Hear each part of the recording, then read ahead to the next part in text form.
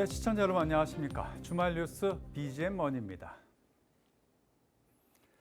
이 자동차 카메라 센서에 이물질이 묻었을 경우 워셔액을 쏘거나 와이퍼로 닦는 등 이를 해결하기 위한 다양한 방법이 있습니다. 허나 각 방법들은 얼룩이 지거나 순간적으로 렌즈를 가리기에 스스로 도로 상황을 판단하고 움직이는 레벨 4 단계의 자율주행 차이는 적합하지 않습니다. 이에 새롭게 고안된 기술이 있는데요. 어떤 기술인지 김홍모 기자가 전합니다. 빗길을 달리는 차들과 타이어에서 솟구치는 흙탕물에 카메라 센서의 시야가 가려집니다. 이물질을 지우기 위해 카메라 렌즈 덮개인 커버 글라스가 회전하며 깨끗이 씻긴 렌즈가 다시금 전방을 주시합니다. 현대차와 기아가 카메라 센서에 묻은 흙, 먼지, 빗방울 등 외부 오염 제거에 대처하는 로테이터 캠 기술을 공개했습니다. 현재 가장 많이 적용되고 있는 카메라 센서 클리닝 기술은 노즐을 통해 워셔액을 분사해 이물질을 제거하는 방식입니다. 하지만 잔존 워셔액이나 누적된 빗방울이 렌즈 표면에 뭉치는 현상이 발생할 수 있어 보완점이 필요하다는 지적. 이에 전동식 와이퍼 블레이드를 이용해 오염을 물리적으로 닦아내는 방식이 새로운 대안으로 떠오르고 있습니다. 성큼 다가오는 전기차 시대와 더불어 자율주행 기술도 상용화를 앞둔 현재 와이퍼 방식도 한계점이 분명합니다. 카메라 센서로 감지되는 물체를 정교히 계산해 차의 제동을 조작하는 만큼 와이퍼가 렌즈를 가리는 순간 치명적 오류를 발생시킬 가능성이 있는 것입니다. 이런 결점을 보완하기 위해 센서의 시야를 가리지 않도록 렌즈를 크게 제작하고 회전시켜 이물질을 닦는 동시에 깨끗한 화면이 지속 송출될 수 있도록 하는 기술이 로테이터 캠입니다. 이미지 분석 AI가 오염을 감지하면 자동으로 워셔액 공급 장치가 작동되고 커버 글라스를 회전시킵니다. 회전에 의한 오염 물질은 소형 와이퍼에 걸러지게 되고 다시 선명한 영상 전송이 가능해지는 겁니다. 로테이터 캠 기술이 상용화될 경우 레벨 4 이상의 완전 자율주행에 요구되는 센싱 고도화 기술을 뒷받침함으로써 자율주행 모빌리티의 안전성 확보에 기여할 것으로 기대됩니다. 현재 로테이터 캠 기술에 대한 특허 출원을 완료했으며 내구성 및 성능 테스트를 거친 뒤 양산 여부를 검토할 계획입니다. 미국 캘리포니아주 샌프란시스코에서는 운전기사 없는 레벨 4 로보택시가 운행 중으로 국내선 아이오닉 5 기반으로 만든 레벨 4단계의 자율주행 택시 로보라이드가 안전요원이 탑승한 형태로 강남 일대에서 시범 운행되고 있습니다. 팍스경제TV 김홍모입니다. 안마 의자 하면 비싸다, 크기가 크다 이런 생각부터 들죠. 이 바디 브랜드가 안마 의자의 가격 부담을 확 낮추고 크기도 대폭 줄인 제품을 내놨습니다. 1, 2인 가구 수요까지 잡겠다는 계획입니다. 박주영 기자입니다. 바디 브랜드가 안마의자 대중화를 위해 1인 가구, 중저가라는 키워드를 꺼내들었습니다.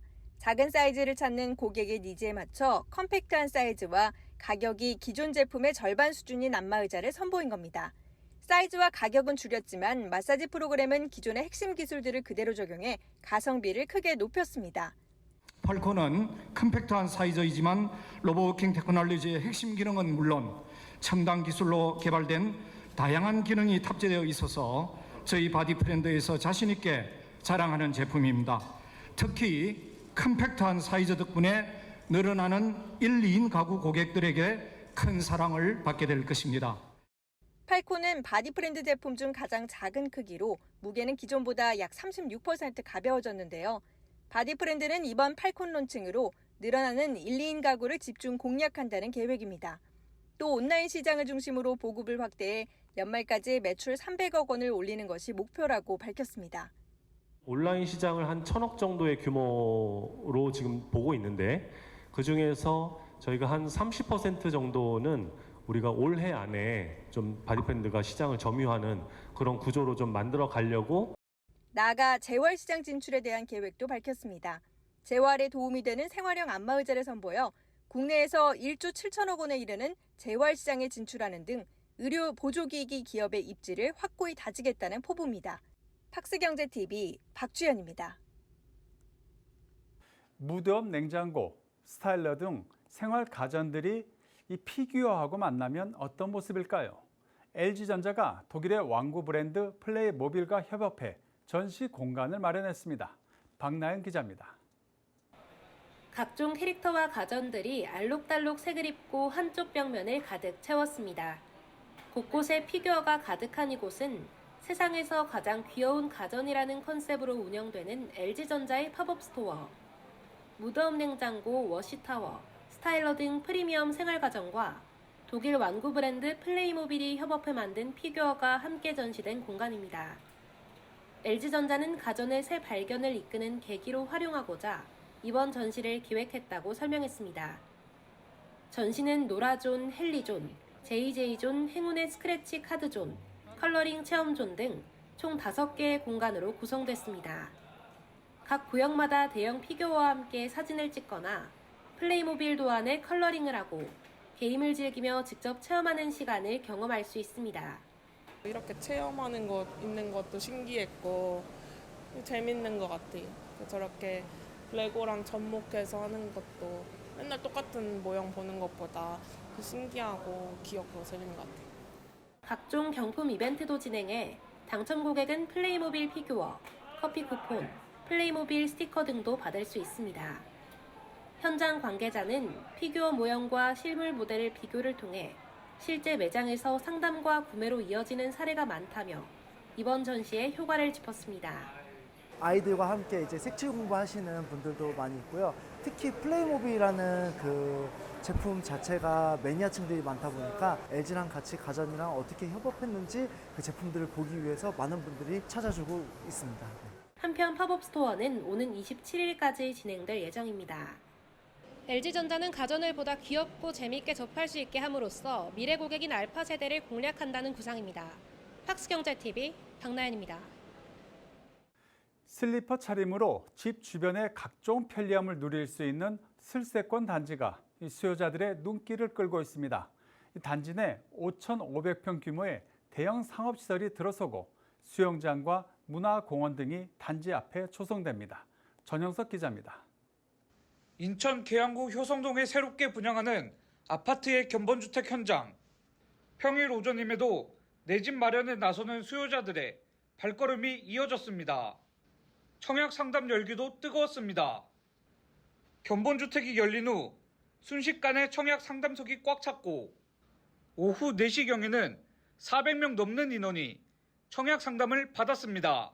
계양 같은 경우는 지금 서울에서 이제 강서 쪽에서 이제 들어가기가 이제 굉장히 가까운 위치에 있고 여러 가지 주변에 지금 개발 상황이란 이런 부분들이 계속 지금 진행되고 있는 부분들도 있기 때문에 그런 측면에서 봤을 때는 앞으로 좀 나아질 측면들이 더 있고요. 서울로 하고 저는 이제 김포로 하고 회사랑 좀 접근성 좋고 IC가 가까워가지고 거리가 30-40분 정도 걸려도 괜찮다고 생각을 해서 최고 35층 높이로 짓는 단지 내에는 5,500평 규모의 상업시설이 들어섭니다. 단지 바로 옆에는 수영장과 체육관이 마련되고 공원이 조성됩니다.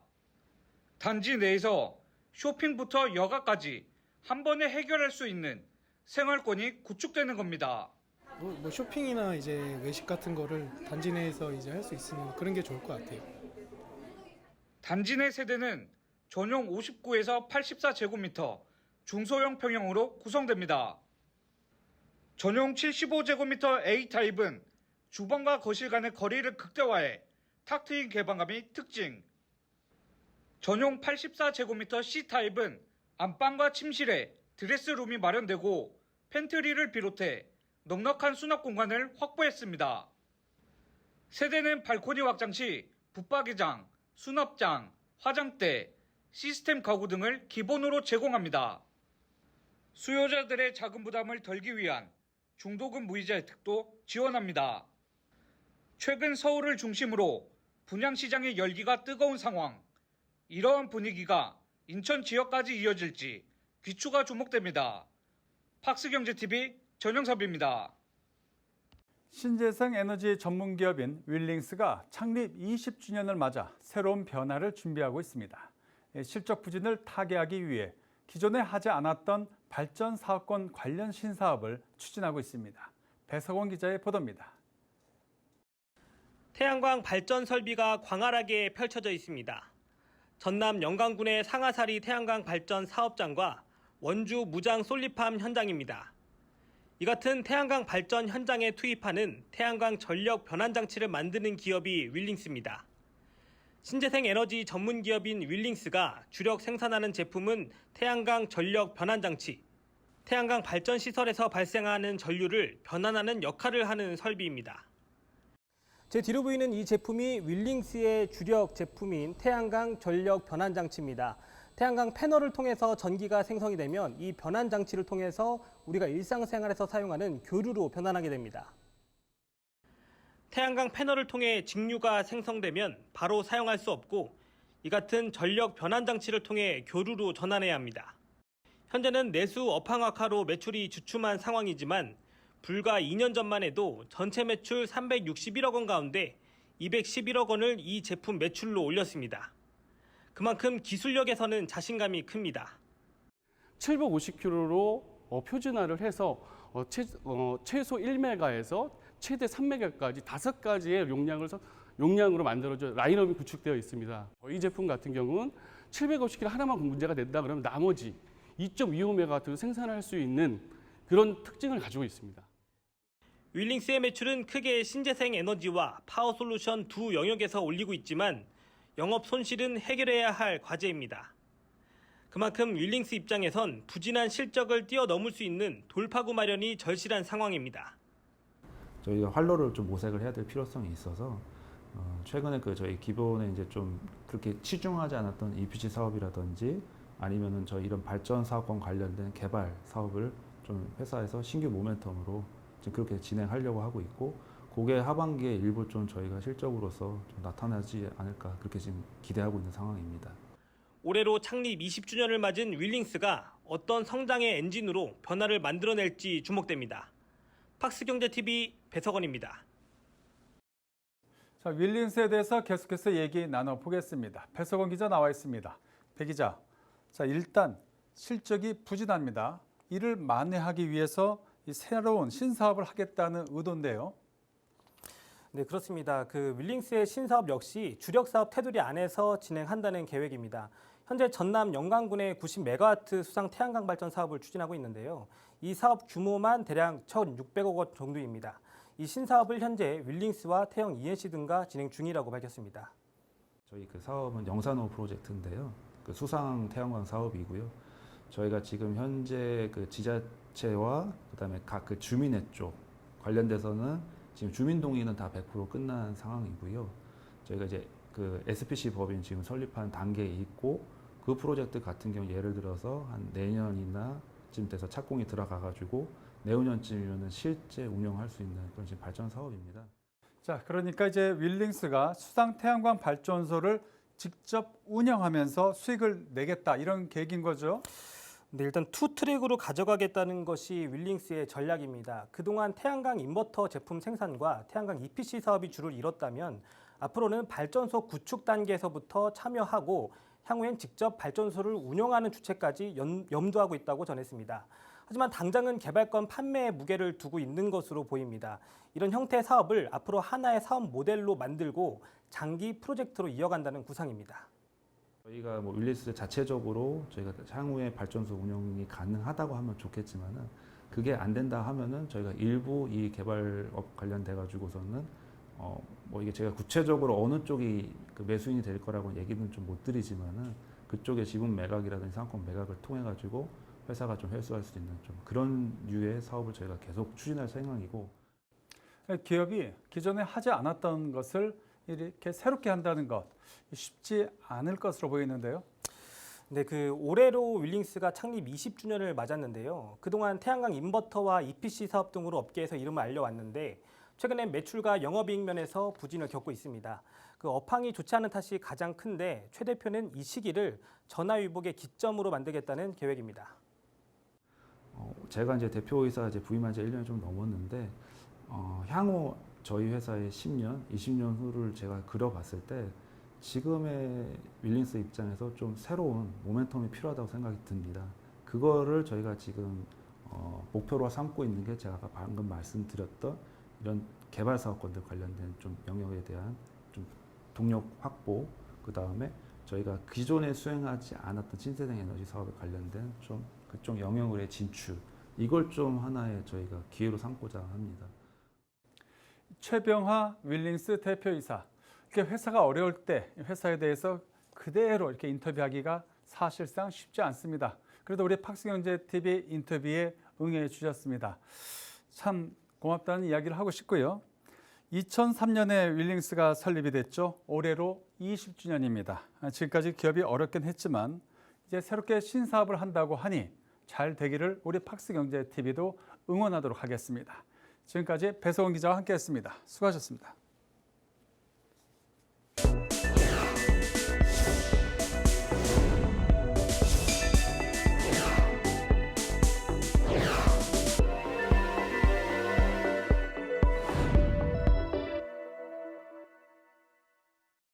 코로나 타액 진단으로 글로벌 시장에서 이름을 알린 PCL이 알츠하이머와 마약 진단으로 진단 영역을 본격 확대합니다.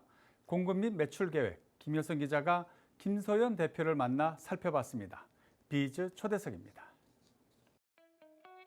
지난 3년 동안 스위스 제네바 병원과 알츠하이머 조기 진단 연구를 진행해온 PCL이 최근 총 3개의 마커를 찾아내며 시장 진출을 알렸습니다. 또한 사회적 이슈가 커지고 있는 마약도 사전에 검사할 수 있는 진단기기의 상용화를 앞두고 있습니다.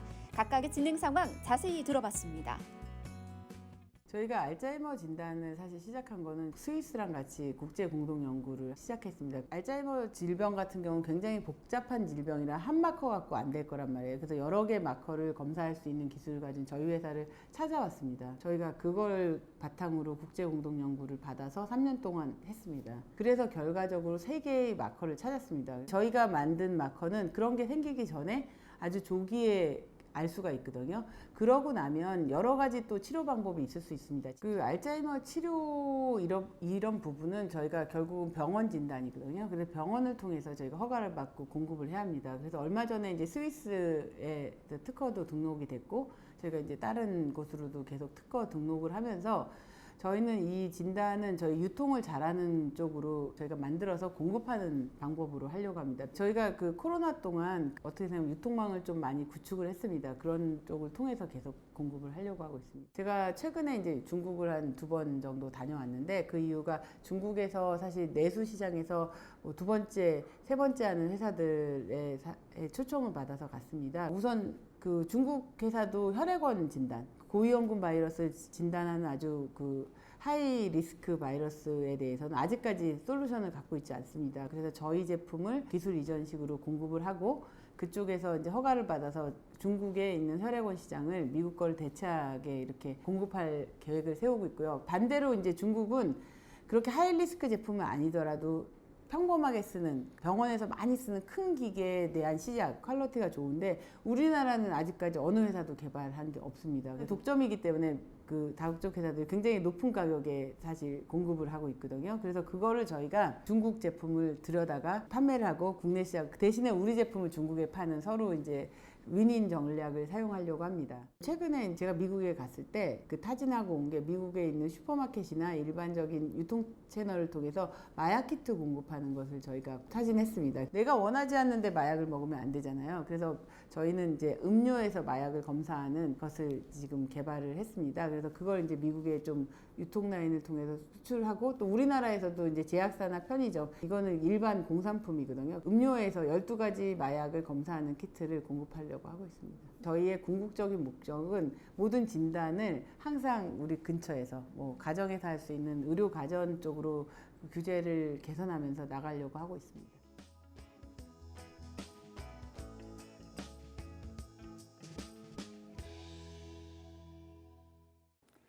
국내 남성복 브랜드 갤럭시가 40주년을 맞아 이미지 혁신에 나섰습니다.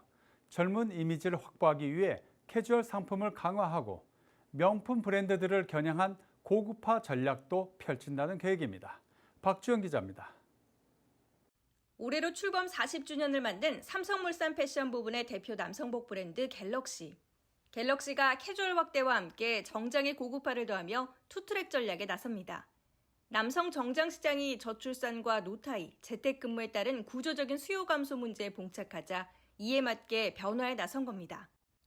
편하게 입을 수 있는 어떤 캐주얼 착장군, 셋업이라든지 자켓, 빈까지 이렇게 매칭을 해서 하는 그런 쪽의 캐주얼 웨어들이 좀 늘어나고 있는 게 트렌드이고요.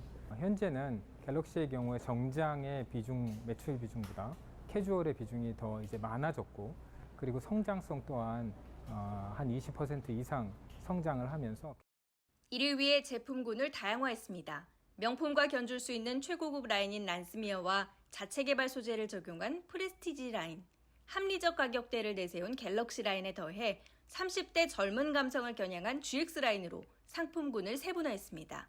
특히 란스미어는 최고급 소재로 고객의 입맛과 체형에 맞춰 제품을 별도 제작해주는 비스포크 서비스도 선보였습니다. 아울러 매장은 프리미엄급 가구, 조명, 문구류, 향수 등을 배치해 라이프 스타일이 접목된 경험형 편집 매장으로 구성했습니다. 새로운 아틀리에드 갤럭시라는 컨셉의 매장을 좀 확장해 가면서 한 매장당 매출을 조금 더 극대화한 그런 효율 있는 운영을 할 계획이고요. 그걸 통해서 2028년도에 약 2,500억의 매출을 목표로 하고 있습니다. 한편 남성복 브랜드는 백화점 내에서도 퇴점되는 등 입지가 축소되는 추세인데요. 갤럭시가 기존 클래식 정장 브랜드의 고루한 이미지에서 벗어나 트렌디하면서도 고급스러운 라이프 스타일 제한형 브랜드로 거듭날 수 있을지 관심이 집중됩니다. 팍스경제TV 박주연입니다. 우리은행이 중소방산업체로 상생금융지원 업무를 확대합니다. 자금 조달에 다소나마 숨통이 트일 것으로 보입니다. 보도에 이수영 기자입니다. 국내 주요 방산 기업들이 해외 시장에서 성장세를 이어가고 있는 가운데 중소업체들을 위한 지원책도 절실한 상황입니다. 이런 빈익빈 부익부 현상을 극복하기 위해 우리은행이 앞장섰습니다. 최근 방위산업공제조합과 업무 협약을 맺고 중소방산업체에 대한 금융 지원을 약속해 주목받고 있습니다. 평소 중소기업을 적극 지원하고 있는 우리은행이 상생금융 대상을 방산업체로 확대한 겁니다. 실질적인 지원이 이뤄질 수 있도록 창업기업의 기술력을 평가하는 데 중점을 두는 기술보증기금, 기업의 미래성장 평가를 중심으로 지원하는 신용보증기금과도 손을 잡았습니다. 근본 방위산업공제조합과 상생금융지원 업무 협약에 따라서 우리은행은 조합사를 대상으로 상생대출과 신기부와 연계한 수출금융지원 특화대출 및 수출계약 이행에 필요한 외화 지급 보증 등 필요한 여신들을 우선 지원하고 플랫폼 기반의 공급망 관리 서비스를 제공하는 등 다양한 방법으로 확대해 나갈 예정입니다. 우선 방산기업들을 대상으로 한 이자 지원 상품을 출시해 이른바 상생대출을 실행할 계획입니다. 보통 중소기업들은 신용보증기금에서 보증서를 발급해 대출을 받았지만 중소방산업체의 보증서로 금리 우대를 받을 수 있도록 했습니다. 방산업계의 부흥과 대비되는 중소방산기업의 담보력 부족을 고려해 이 같은 결정을 한 겁니다. 국가 전략산업인 방위산업은 국가 안보뿐 아니라 수출 성장 및 경제 발전에 많은 도움이 되고 있습니다. 반면 많은 방산 중소기업들이 담보력 부족과 또 신용도 제한, 금리 상승 등으로 인해서 자금 조달에 어려움을 겪고 있는데요. 우리은행은 포괄적인 금융 지원을 통해서 방산 기업들의 중장기적인 성장을 도와야 한다고 생각하고 있습니다. 아울러 우리은행은 공급망 금융 플랫폼도 확대하기로 했습니다. 일반 기업의 경우 플랫폼 구축에 대한 비용을 지불해야 하지만 방위산업 협력업체에 무상으로 금융 플랫폼을 제공하게 됩니다. 또 방위산업을 영위하는 모든 기업을 대상으로 이 플랫폼을 확대해 대출 혜택과 수출 지원에 힘을 실어줄 방침입니다. 팍스경제TV 이수연입니다. 르노코리아가 주요 차종에 대해 상품성을 강화하고 가격을 하향 조정합니다. 즉, 가성비 전략을 내세운 것인데요. 내년 출시 예정인 신차 오로라 1을 앞두고 판매량을 끌어올리기 위해 이외에도 여러 승부수를 던졌습니다. 김홍모 기자입니다. 이순신 장군 동상 아래로 바삐 달려가는 차들과 분주히 일상을 보내는 행인들. 한국서 유동인구가 많은 곳으로 손꼽히는 광화문 광장 한켠에 태풍의 눈 엠블럼을 단 르노의 자동차들이 지나가는 이들의 시선을 붙잡습니다. 예뻐 보이는 차에 다가가 이 모델의 특장점은 무엇인지 직접 만져보고 원한다면 곧바로 시승도 해볼 수 있습니다. 르노코리아가 고객과의 접점을 높이고자 올해부터 추진 중인 르노 익스피리언스 프로젝트가 전개 중인 현장입니다. What exactly is Renault Experience about? Renault Experience encompasses the entire customer journey, covering our products, connectivity and services. 서울 광화문서 시작되는 르노시티 로드쇼는 이후 광주, 대전, 기흥을 거쳐 김해까지 약 한 달에 걸쳐 진행됩니다. 신차의 부재에 따른 판매량 감소에 대해선 적극적인 가성비 전략으로 XM3와 QM6의 인기 트림의 구성을 재정비해 저렴한 가격으로 출시합니다. 내년 하반기 출시되는 신차, 하이브리드 중형 SUV 출시 전까지 가성비로 국내 시장 영향력을 유지하겠다는 의도로 풀이됩니다. 가성비를 높여서 고객의 요구에 더 단발짝 다가서기 위한 밸류업, 이것이 우리들의 전략입니다. 오로라 프로젝트는 르노코리아가 전사적 역량을 집중해 개발 중인 중장기 신차 계획입니다. 2024년 오로라 1을 시작으로 2025년 오로라 2, 2026년 오로라 3가 공개될 예정입니다. 내년 하반기 중형 SUV 하이브리드 차량을 선보일 예정입니다. 디자인이 여러분들이 생각하는 상상 이상의 디자인이 나올 것으로 예상을 하고 있습니다. 내년 신차 출시까지 남은 기간이 1년으로 그간의 공백 기간을 채우기 위한 전략으로 고객 접점 확대와 가성비를 택한 르노코리아의 승부수가 어떤 결과로 귀결될지 시장에 관심이 모입니다. 팍스경제TV 김홍무입니다.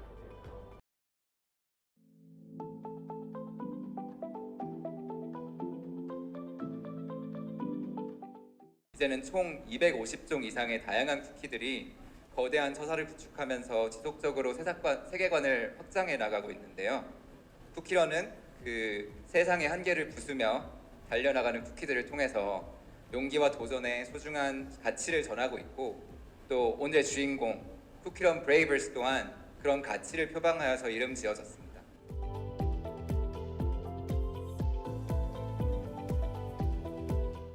그냥 시장이 크다고 해서 그냥 TCG 산업에 뛰어든 건 아니고요.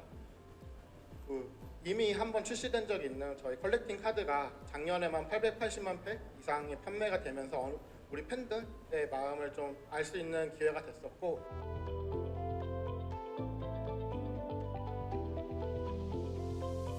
단순히 매니아 문화가 아니라 모두가 즐길 수 있는, 어떻게 보면 대중문화를 우리 IP와 TCG가 만들 수 없을까에 대한 고민을 계속 하고 있고, 그렇게 해서 누구나 좀 할 수 있고 모두가 즐기고.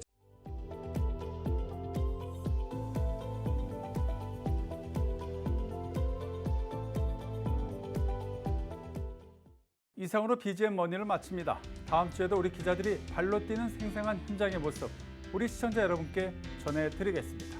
고맙습니다.